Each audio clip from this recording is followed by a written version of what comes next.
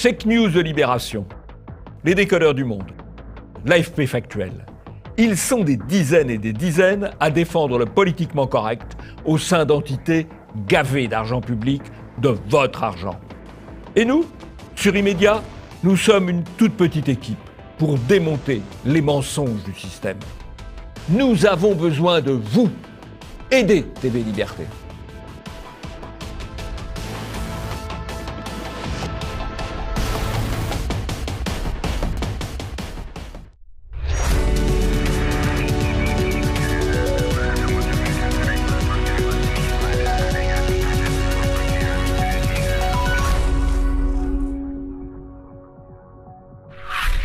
Bonjour à tous et bienvenue dans ce nouvel Immédiat. Bonjour Jean-Yves. Bonjour Nicolas.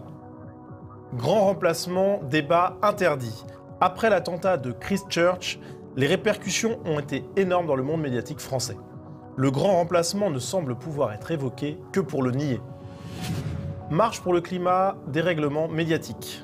Les médias semblent en admiration devant le mouvement des jeunes lycéens qui sèchent les cours pour lutter contre le réchauffement climatique. Italie, enfants attaqués, farniente médiatique. En Italie, un chauffeur de bus d'origine sénégalaise a voulu tuer une cinquantaine d'enfants italiens pour venger les migrants. Le drame a été évité de peu et les médias français ont pris leur temps pour évoquer l'attaque. Et vous retrouverez le zapping et les tweets.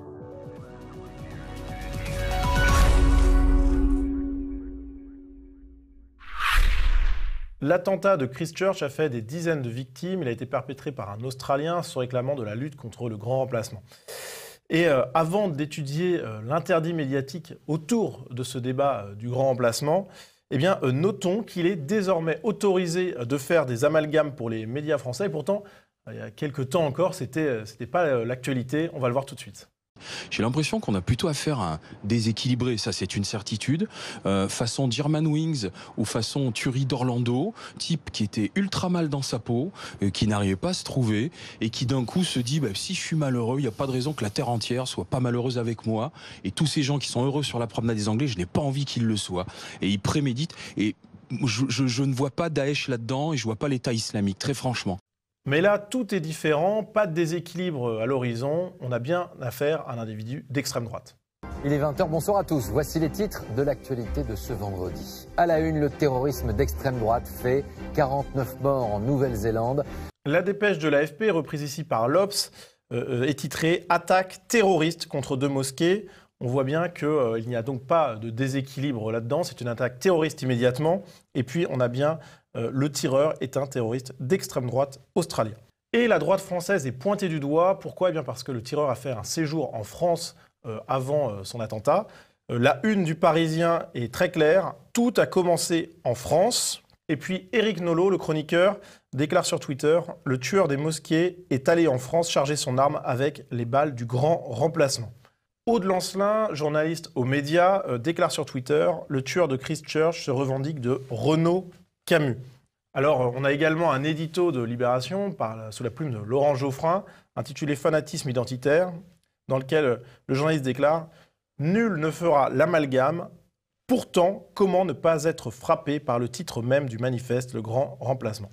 Alors, Jean-Yves, on voit qu'il ne faut pas faire d'amalgame, mais on en fait quand même, quoi. Oui, mais ceci étant, c'est pas absolument scandaleux de faire un amalgame. Il s'est revendiqué d'un certain nombre de choses, et au lieu d'avoir une action de type politique ou de propagande, il a eu une action terroriste. Donc, je suis moins choqué par le fait qu'on fasse un amalgame là, même si l'amalgame est quand même va très loin dans la mise en cause, notamment de Renaud Camus. Je suis moins choqué par l'amalgame que par l'interdit de l'amalgame dans les autres cas. Il faut savoir. Et puis il faudrait pouvoir parler aussi de tout, parce que il y a eu cet attentat contre une mosquée, effectivement, en Nouvelle-Zélande, commis par un Australien, mais on n'a pas parlé des attaques contre des chrétiens, contre des églises, aux Philippines ou au Kenya, qui en un mois ont fait encore plus de morts. Donc tous les morts ne se valent pas, et il y a amalgame pour les uns et pas amalgame pour les autres. Alors il faudrait savoir. Alors justement, ce deux poids deux mesures, il a été soulevé par Éric Zemmour face à Yacine Bellatar. On va le regarder tout de suite. Je le dis aujourd'hui ici, en partie, vous êtes responsable de la diffusion de ces idées. Je serais un peu gêné, moi, que quelqu'un se réclame de mes blagues pour tuer des gens. Je serais gêné. Mais, Monsieur Bellatar, donc si je comprends bien, quand on tue au cri de Allah Akbar, pas d'amalgame, ce n'est pas la faute de l'islam et du Coran. Et quand quelqu'un tue en parlant de grand remplacement, là c'est de ma faute. Et dans un autre échange du même débat, eh bien, Yacine Bellatar va encore plus loin. J'ai tué personne.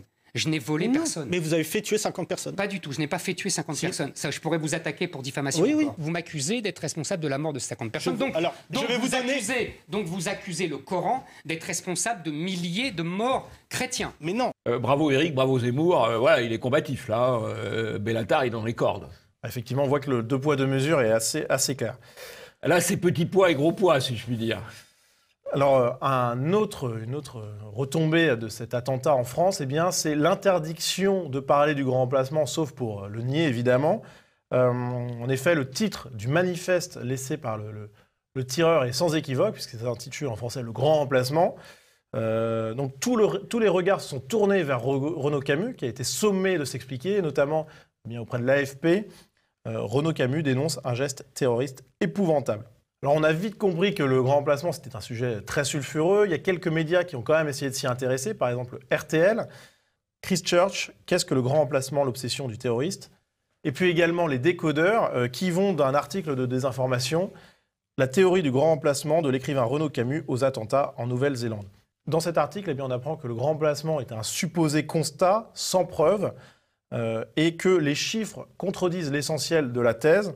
Alors les décodeurs citent le chiffre de 5% d'extra-européens en France, en sachant qu'ils déclarent que les descendants de migrants non européens sont compris dans ce chiffre, alors que factuellement c'est faux, c'est une erreur des décodeurs, une erreur qui a été relevée notamment par le tweetos Philippe Lemoine, qui l'a signalé au Monde, mais le Monde, 4 jours plus tard, ne l'avait toujours pas corrigé. Et c'est peut-être justement ces erreurs factuelles gênantes, qui motivent le tabou du grand remplacement dans les médias. On va le voir avec cet échange encore entre Éric Zemmour et Yacine Bellatar, que ce tabou, il est vraiment très puissant. Il est hors de question aujourd'hui, au vu des revendications du tueur, que toute personne, et je le dis ici, toute personne se revendiquant du grand remplacement ait accès au plateau télé. La phrase de Bellatar est très forte, qui est par ailleurs le conseiller du président de la République. L'ami d'Emmanuel Macron. L'ami d'Emmanuel Macron qui dit « Il est interdit d'inviter dans les médias des gens qui parlent du grand remplacement ». D'ailleurs, Zemmour, qui parle là sur CNews, grâce à Pascal Praud, on peut lui rendre hommage, est interdit sur les médias de service public. Et donc, il y a un interdit. Enfin, les grands médias de service public... L'audiovisuel, notamment. Chez Laurent Ruquier, notamment. Voilà. Bon. Donc, il y a un interdit. On n'a pas le droit d'en parler. C'est de la censure. C'est de la censure. Et Bellatar, proche du président de la République, ami de Macron, prône une censure absolue. Effectivement, et cette censure, peut-être pas absolue, mais diffuse, elle a été subie par Géraldine Vossner, qui est journaliste à Europe 1, qui est donc une journaliste qui s'attache aux faits, on est aussi dans des études scientifiques, etc., qui essaie d'être le plus proche possible des faits. Eh bien, elle a fait un fil Twitter dans lequel elle s'attaque à la théorie du grand remplacement et où finalement elle déclare que la théorie du grand remplacement n'est pas une théorie, c'est une peur qui s'appuie sur des éléments concrets que nous fournissent les pays qui tiennent des statistiques ethniques.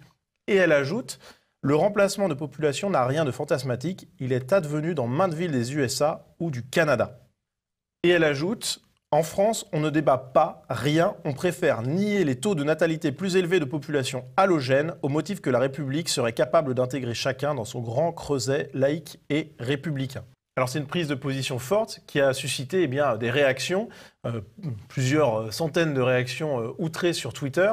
Par exemple celle-ci, « Exemple frappant de la diffusion de la pensée raciste parmi les dominants. Une journaliste à fort capital culturel peut tranquillement et avec des mots choisis exposer publiquement son adhésion à des thèses fascistes. » Et alors que Géraldine Vossner reconnaît que la problématique est sensible, un journaliste lui répond « Dire que le remplacement est un fait comme vous l'avez fait est faux. » Et la journaliste d'Europe 1 de conclure « Mon fil se voulait bienveillant et apaisant, j'ai clairement raté mon coup et en cela, ça pose question. » Alors, la question qui se pose, elle est toute simple, Jean-Yves, c'est est-ce qu'on peut parler aujourd'hui du grand remplacement sur les médias? Ça semble très compliqué, même quand on est journaliste à Europe 1. Absolument. Il y a une négation absolue du terme. Pourquoi? Parce que c'est la réalité et qu'il faut nier la réalité. Or, il y a un grand remplacement, premier point. Deuxièmement, il est sinon organisée, du moins acceptée. Alors, en 2 points. Il y a grand remplacement. Aujourd'hui, il y a, d'après les statistiques officielles, 20% de la population française qui est issue de l'immigration ou descendant de l'immigration. Il y a 38% des naissances qui sont non européennes. On le sait par les tests qu'on fait pour les nouveau-nés à la drépanocytose, qui est une maladie qui ne touche que les populations qui viennent d'Afrique, du Moyen-Orient, du monde indien, ou qui ont été touchés par le monde africain. Alors, voilà.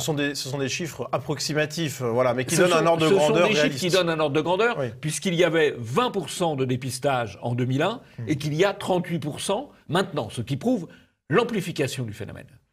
Il rentre 410 000 personnes étrangères venues du tiers-monde recensées chaque année. Donc ça, ce sont des faits. On ne peut pas les nier. 18% et demi des prénoms donnés à la naissance aux jeunes garçons sont des prénoms musulmans. Statistiques sorties par Fouquet. Ouais. Voilà, c'est ça la réalité. Et on ne peut pas nier ça. Et évidemment, c'est très important. Parce que, quand les populations changent, la culture et la civilisation changent. Voilà. Alors, maintenant, il y a le deuxième aspect du grand remplacement. Est-ce que c'est voulu? Est-ce que c'est organisé? En tout cas, c'est voulu par les juges qui prennent une série de décisions toujours favorables à l'immigration. C'est voulu par les médias. Et c'est voulu pour une raison très simple. Parce que, on l'a vu, si vous êtes négateur du grand remplacement, vous allez être invité partout. Si vous êtes antiraciste, entre guillemets, vous allez être subventionné. Si vous voulez parler du grand remplacement, vous allez être interdit de médias, on l'a vu avec Bellatar, proche du président de la République, proche de Macron, et vous allez être poursuivi devant les tribunaux, comme l'ont été Ménard, Camus, Zemmour et tant d'autres. Donc, c'est quand même bien voulu. Dernier point, ce qui est quand même absolument extraordinaire. À l'échelle européenne, le budget de Frontex, qui est censé protéger les frontières de l'Europe, c'est moins de 500 millions. Le budget des associations de Soros pour l'immigration sans contrôle, la fin des frontières, borderless, c'est plus de 500 millions. Avec de l'argent privé, c'est vrai, mais aussi de l'argent public.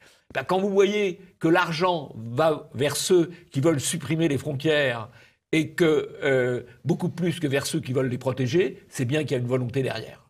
Et donc, il y a grand remplacement et il y a derrière une volonté de grand remplacement. Ce n'est pas, comme on dit, du complotisme, ce sont des faits. Passons au zapping.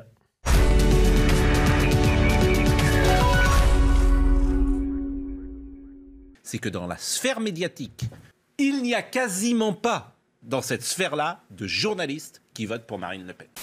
Ce sont des phrases prononcées, des vraies phrases prononcées par Anne Hidalgo avec la traduction derrière. Je vous en lis une seule.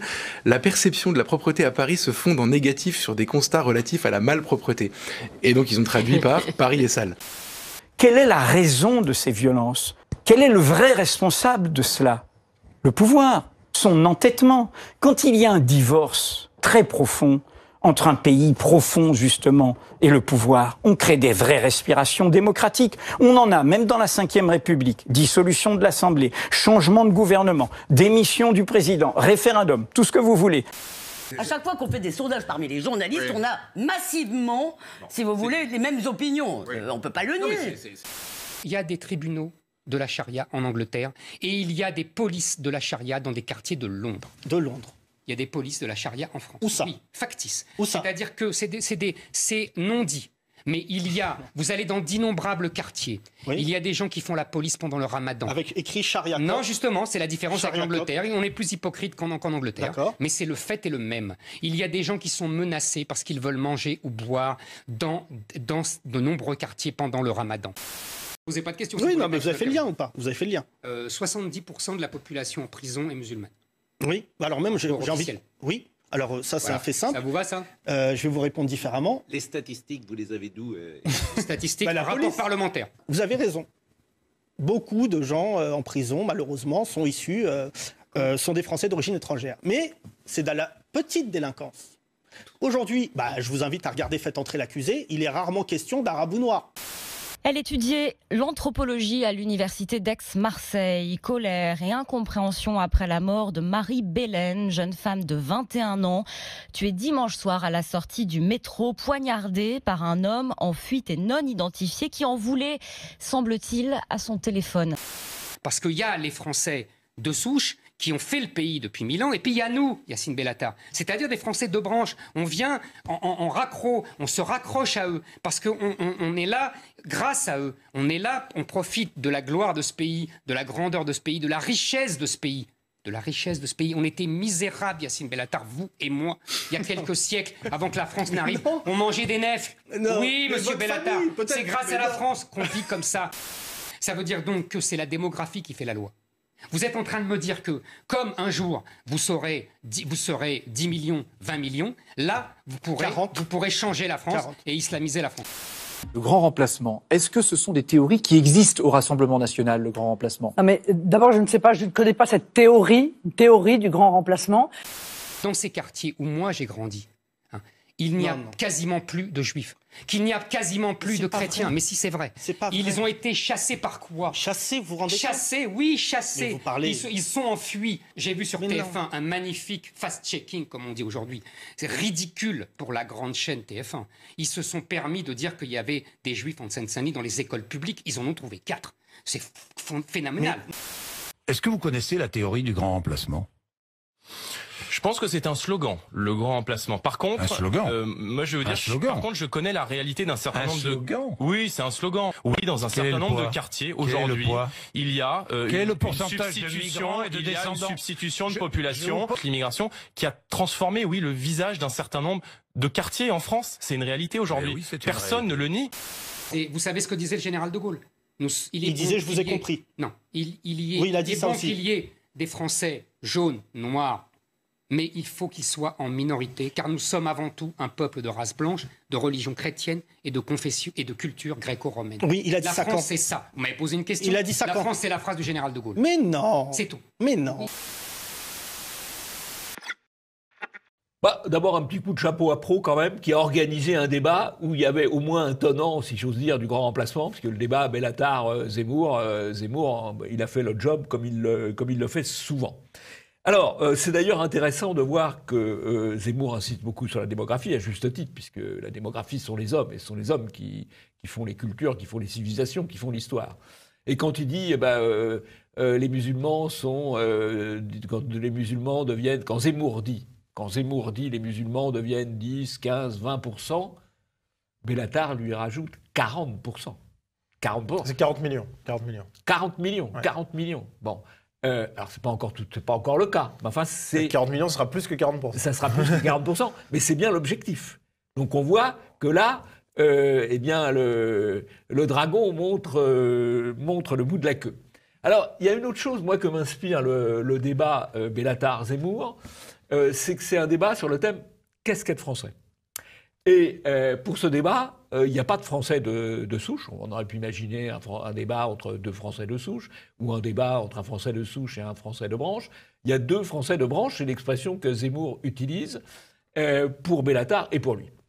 Ceci étant, c'est un fait quand même intéressant à signaler, puisque on ne peut sans doute parler de ça que si on n'est pas Français de souche, ce qui est quand même un problème. Ceci étant, je ne mettrai pas du tout Zemmour et Bellatar sur le même plan. Je les mettrai même sur deux plans totalement opposés, puisque l'un est un Français, Bellatar, c'est un Français purement administratif. Il se définit d'ailleurs comme afro-européen, enfin bon... Citoyen du monde. Citoyen du monde. C'est un Français purement administratif, même si c'est le copain de Macron, ça n'est pas incompatible, tandis que Zemmour...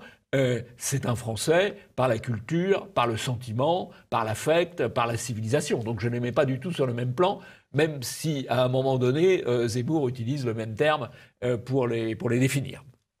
Voilà, je crois que c'est l'essentiel de ce zapping. Le reste se lit un peu de soi-même. Alors c'est quand même intéressant de voir la distorsion, malgré tout, entre...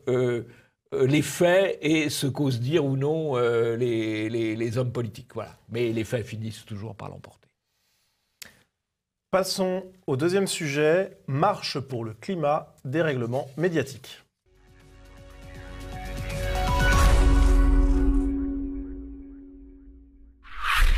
Alors Jean-Yves, on avait parlé à 2 reprises dans les médias de Greta Thunberg, Oui. cette jeune activiste suédoise. Joli produit médiatique. Hein. Exactement. Joli produit médiatique, joli produit des firmes multinationales. Et justement, la première fois, c'était pour saluer son futur, qu'on prévoyait déjà glorieux, puisqu'elle paraissait bien marketée. Et puis la seconde fois, c'était pour noter eh bien, son aura grandissante et puis le fait qu'elle était effectivement soutenue par ceux que les écolos pur jus, un peu anticapitalistes, appelaient le capitalisme vert, c'est-à-dire effectivement des grands financiers suédois.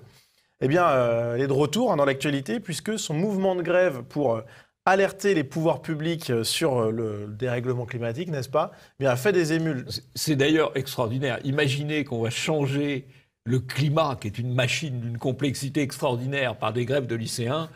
C'est quand même assez fort. Hein. Ben, en tout cas, c'est un espoir qui a mobilisé de nombreux jeunes lycéens dans la rue. On va le voir tout de suite. À Paris, la jeunesse sèche les cours pour défendre la planète. Ils étaient entre 30 et 40 000 lycéens dans la capitale, 150 000 dans toute la France, tous décidés à faire entendre leur colère contre l'inaction politique.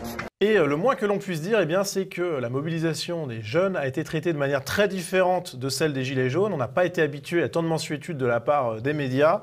On a par exemple Le Monde qui titre « Une vague verte déferle en France pour le climat et la justice sociale ». Selon les organisateurs de la Marche du siècle, plus de 100 000 manifestants ont défilé à Paris contre 36 000 d'après la préfecture de police. Alors ce qui est intéressant, c'est cette différence entre le chiffre des organisateurs et de la police, c'est quand même du simple au triple. Eh bien, pour Le Monde, quoi qu'il en soit, quels que soient les chiffres, la mobilisation reste forte, ce qui est plutôt pratique.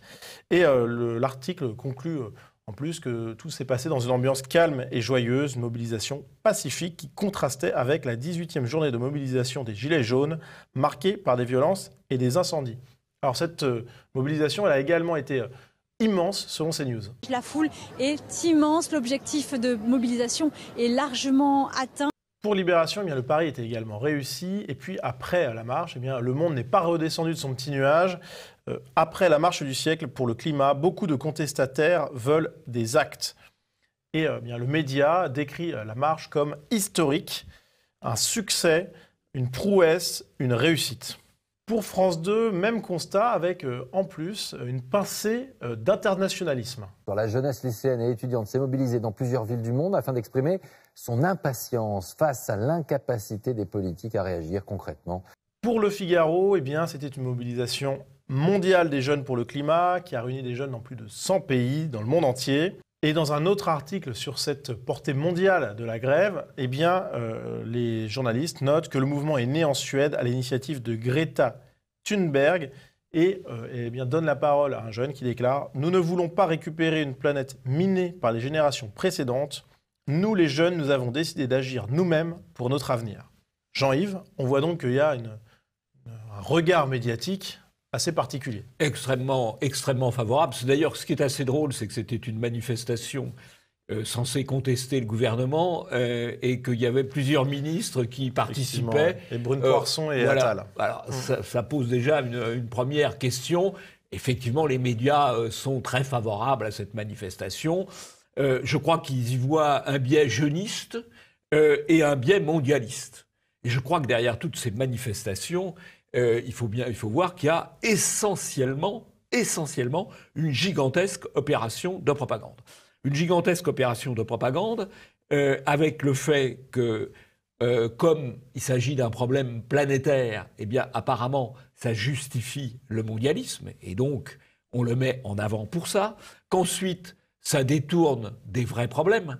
Et il est évident qu'on préfère que les élections européennes qui arrivent se fassent sur la question du climat que sur la question des frontières et de l'immigration. Donc il y a un aspect détournement. C'est un élément central de la propagande, que détourner de certains sujets pour aller vers d'autres qui vous arrangent davantage.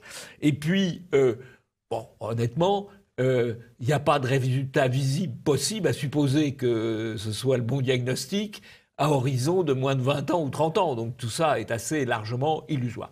Je crois que c'est d'autant plus une belle opération de manipulation que si la thèse officielle était exacte.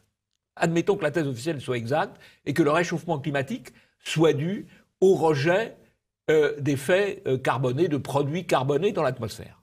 Eh bien, il y a deux choses à faire, ou il y a une chose à faire plus exactement, c'est arrêter la mondialisation. Arrêter la circulation des marchandises depuis le monde entier. Arrêter les containers qui viennent nous livrer des produits de Chine. Et arrêter aussi l'immigration. Parce que le bilan carbone d'un Africain en Europe, il est bien pire que le bilan carbone d'un Africain en Afrique. Par conséquent, ce qui est extraordinaire, c'est qu'on utilise au service du mondialisme quelque chose, alors que même que le mondialisme est la cause principale des dégâts environnementaux. C'est quand même très très fort. Et évidemment, les jeunes qui défilent, pardon de le dire, sont des jeunes crétins.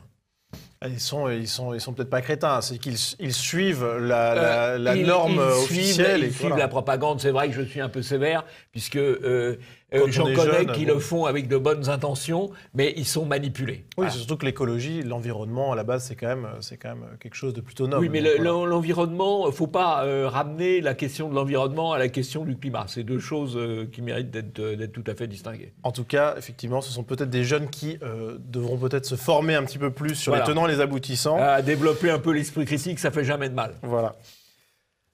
Passons au tweet.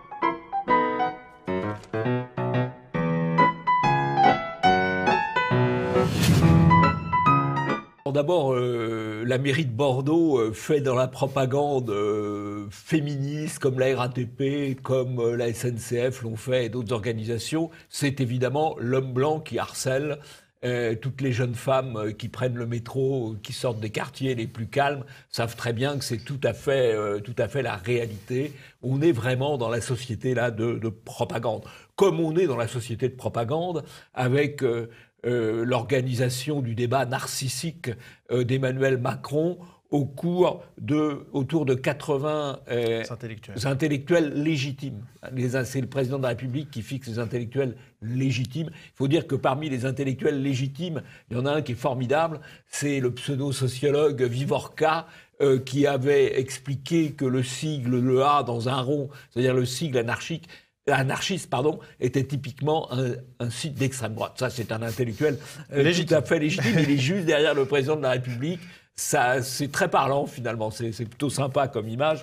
C'est extrêmement parlant. Alors ensuite, il y a les tweets qui montrent l'occultation. Par exemple, on apprend qu'un ancien détenu par Ouest France, que vous devez apprécier particulièrement, Nicolas, qu'un ancien détenu s'est fait livrer par la poste un pistolet mitrailleur. Bon, mais on ne dit pas dans le titre que le détenu est un islamiste, que l'ancien détenu, est un islamiste.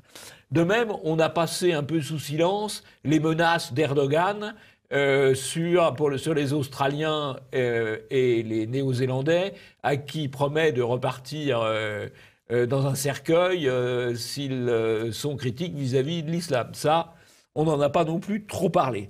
Et puis, on apprend que l'incendie de Saint-Sulpice n'était pas accidentel. Ça, c'est la novlangue. Parce que n'est pas accidentel, en français, c'est criminel. Mais oui, comme on veut pas volontaire au minimum. Quoi. Là, volontaire, c'est criminel. Volontaire, c'est criminel. Bon, mais là, donc, ça n'est pas accidentel. C'est fort, c'est fort. Ils sont quand même très, très bons. Ils sont quand même très, très bons. Et puis, je crois qu'il y avait aussi un beau bobard dans le Parisien. Oui, alors, c'est un bobard politique, puisque c'est Hidalgo qui a vu des militants d'extrême droite dans les casseurs des Champs-Élysées samedi dernier. Alors ça, c'est quand même extraordinaire. Ce sont les Black Blocs, donc des militants d'extrême gauche, des antifas, c'est l'extrême gauche. Alors, le bobard n'est pas directement celui du Parisien, puisque c'est Hidalgo qui le dit dans un entretien. Simplement, le journaliste dit pas, mais quand même, les Black Blocs, c'est l'extrême droite. Le journaliste ne fait pas son travail quand même d'interrogation, quoi. Voilà. Hein. Donc c'est aussi un bobard médiatique par faiblesse, par facilité, par complaisance. Mais c'est vrai que le Parisien adore Madame Hidalgo, qui a rendu beaucoup de services à Vuitton, à LVMH, à la famille Arnaud, qui est propriétaire du journal. Donc il faut quand même être indulgent. En sachant que maintenant, on sait que Madame Hidalgo a le niveau pour être intellectuelle légitime aux yeux d'Emmanuel Macron. Ah oui, tout à fait. Et au passage, bravo à Paris Vox qui relève le mensonge. C'est une petite information qui fait du bien. Passons au troisième sujet, Italie, enfant attaqué, farniente médiatique.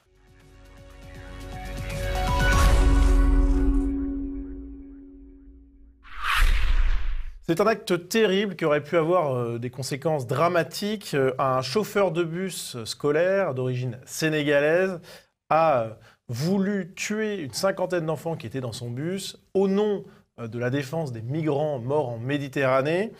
Très vite, l'information a tourné sur les réseaux sociaux et sur les médias italiens, bien sûr, et internationaux aussi. En France, eh bien, la veille des grands médias semble un petit peu mauvaise, puisque ce n'est pas un journaliste du Monde ou de l'AFP qui a relevé l'information, mais bien le site F de Souche. On le voit avec ce premier tweet de Pierre Sautarel à 16h. Un Sénégalais met le feu à un bus rempli d'enfants pour venger les morts en mer Méditerranée. Puis pas de réaction particulière des médias, donc Pierre Sautarel fait un deuxième tweet à 18h en interpellant directement ces médias. Là encore, pas de réaction immédiate. L'appel semble néanmoins avoir été entendu, puisque l'AFP sort une dépêche sur l'attaque une heure plus tard. Et le premier média français à reprendre cette dépêche, eh bien, c'est Le Figaro qui publie un article à 18h51. Et puis ensuite, c'est Ouest France, 19h39, qui publie l'article. Mais globalement, l'ensemble des médias semble traîner la patte à reprendre l'information et à mettre en ligne cette dépêche que tout le monde a vu passer, évidemment. Hein.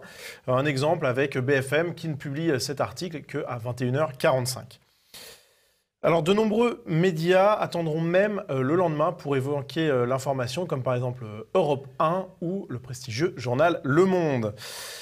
Et eh bien, cette chronologie, elle interpelle, puisqu'on voit que les médias, Jean-Yves, ils prennent leur temps pour reprendre l'information quand même. Alors, il est évident que là, c'est un chauffeur noir qui met en péril la vie d'enfants blancs.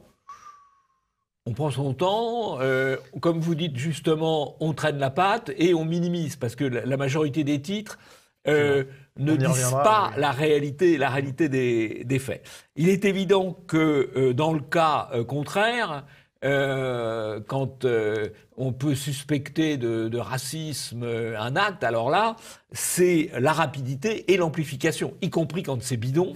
On se souvient l'affaire de l'athlète noire qui avait été victime de racisme en Italie, soi-disant, parce qu'elle avait reçu un œuf. Voilà. Comme d'autres passants, voilà, il s'était avéré que l'un des lanceurs d'œufs, c'était une affaire de gauche. Amplifiée. Alors c'est très important, parce que comment on forme l'opinion ? En cachant, en minimisant, en occultant un certain nombre de choses et en amplifiant les autres. Et donc, il y a une vision totalement déformée de la réalité. Alors justement, sur la minimisation des faits, eh bien, beaucoup de médias ont fait passer au second plan, voire même au troisième ou au quatrième plan, la motivation raciale du crime. Raciste. Racile, oui, mais parce oui, que racial, oui, racial. Bon. Notamment en utilisant un titre et un chapeau neutre, en obligeant donc le lecteur à lire l'article pour comprendre qu'il s'agissait d'un chauffeur d'origine sénégalaise qui voulait défendre, soi-disant, les migrants morts en Méditerranée. Exemple avec deux articles représentatifs. Premièrement, Le Figaro, qui occulte totalement les raisons de ce geste, alors qu'elles sont par ailleurs clairement présentées par les médias italiens. Et puis, dans le corps de la dépêche AFP, on a quand même cette chose-là, donc aurait pu être mis en exergue par Le Figaro.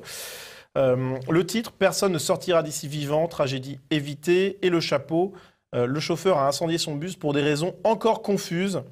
Et le procureur de Milan n'exclut pas l'hypothèse du terrorisme. Alors Ouest France fait un poil mieux tout en restant quand même dans le vague avec le titre « Un massacre évité de justesse pour 51 collégiens pris en otage dans un bus ». Et dans le chapeau, on mentionne l'arrêt des morts en Méditerranée par le chauffeur comme une revendication, même si pour l'Ouest France, ce sont des propos confus. Oui. Confus, ça permet de cacher la réalité des propos. Oui, voilà. Et puis pareil. Pasteuriser, neutraliser, éviter d'avoir à dire c'est confus. Comme ça, on cache, on occulte. Et puis on imagine que c'est un déséquilibré, chose qu'on n'a pas fait, comme on l'a vu pour le terroriste de Christchurch. Alors heureusement, certains médias français ont été plus honnêtes intellectuellement. Alors petite surprise, je ne dois pas vous le cacher, j'arrive, quand j'ai vu ça, j'étais un peu surpris. La Dépêche, qui titre « Italie, pour venger les migrants, le conducteur ligote 51 collégiens ». Donc on voit bien le rappel de la motivation, donc c'est assez étonnant. Plus logique, le titre de Valeurs Actuelles, il incendie un car scolaire pour venger les migrants, avec un chapeau intéressant, puisqu'il rappelle l'origine sénégalaise du conducteur de bus.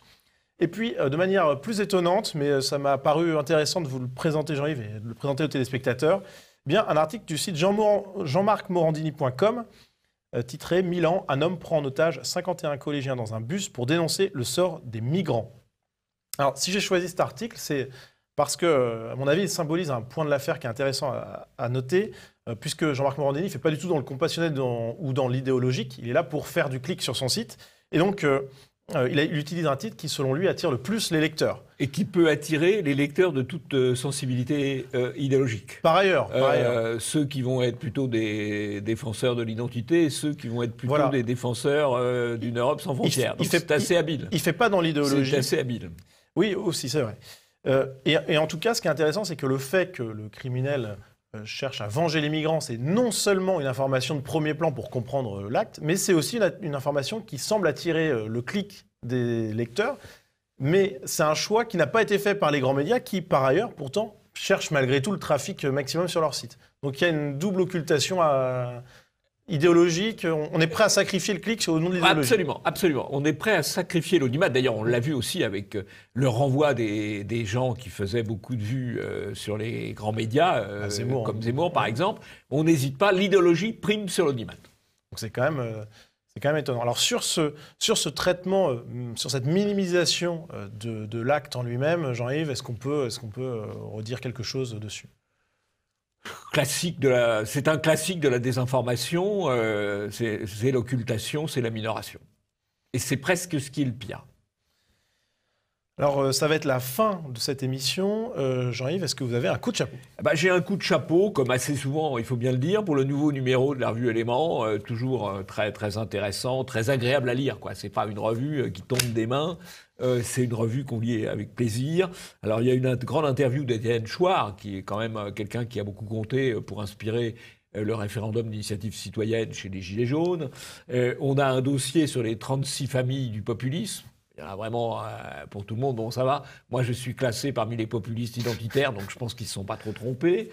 Il y a un article très drôle sur Houellebecq, parce que Houellebecq étant censé partout, le rédacteur en chef d'Éléments, Bousquet, l'éreinte. Enfin, comme c'est un journal, une revue pluraliste, il y a aussi quelqu'un qui donne un point de vue favorable à Houellebecq. Voilà, ça s'appelle Le Débat. Voilà, très bon journal.